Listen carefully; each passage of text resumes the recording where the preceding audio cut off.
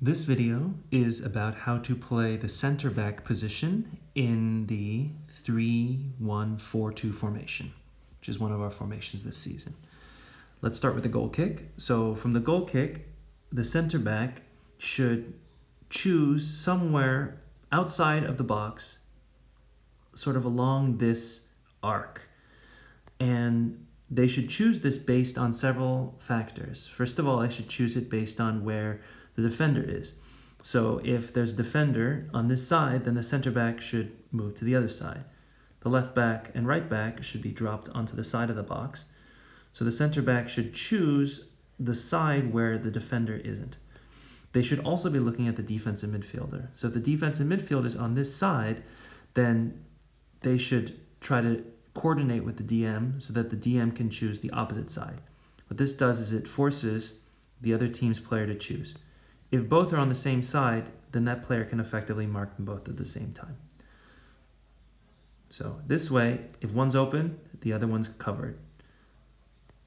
The CB should not move too far wide because that opens up the middle in case there's a mistake. So they should still stay near to the center, but choose a place sort of along this area. Once they receive the ball, if they do, then their best option is to play into the feet of one of the forward players.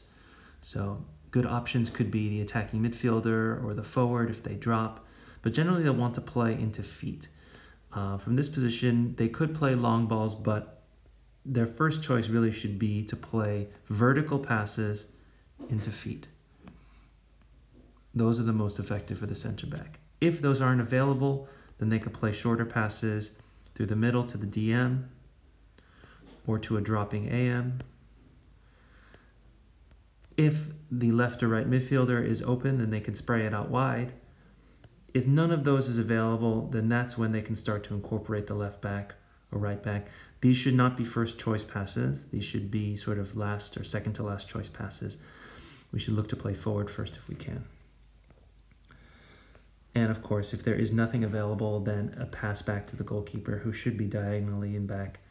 A back pass is fine. Once that back pass is made, the center back should make a movement in order to open themselves up.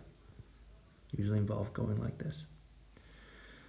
If a teammate has the ball, let's say that the left back has the ball, then the center back's role, and this is very common for inexperienced center backs to do, is to not be horizontal.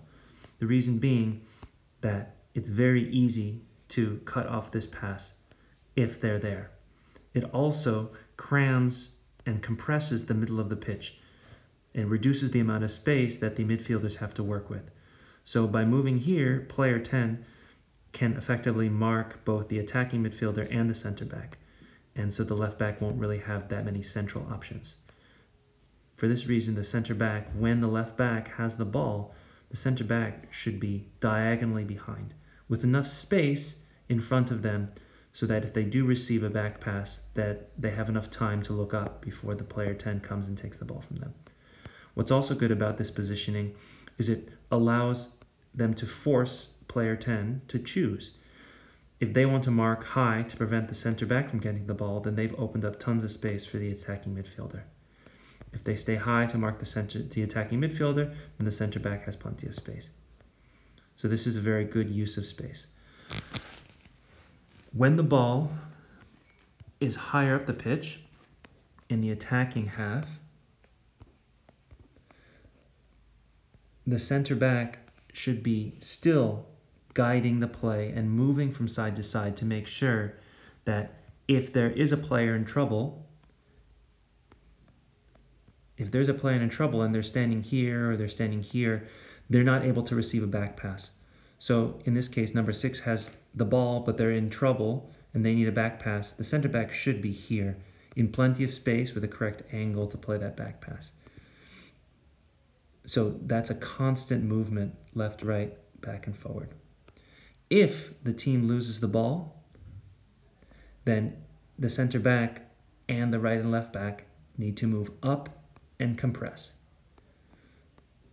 So this is a complicated movement for people who are new to the center back position, because usually you think, oh, we're on defense, I have to move back. But actually, you should already be back because you're ready to receive the back pass and you want to open up that space. If the midfielder loses the ball, that's a sign that you need to move up and you need to compress the back three.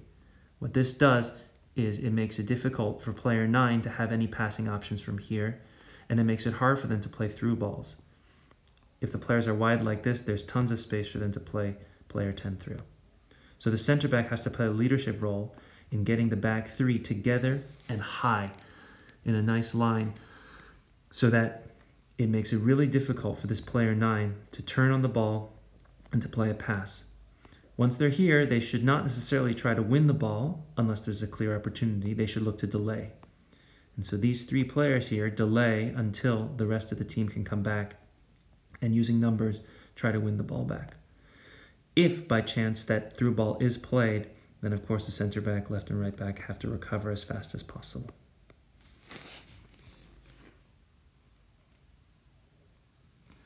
In general, the center back can be seen as one of the leaders on the field in possession.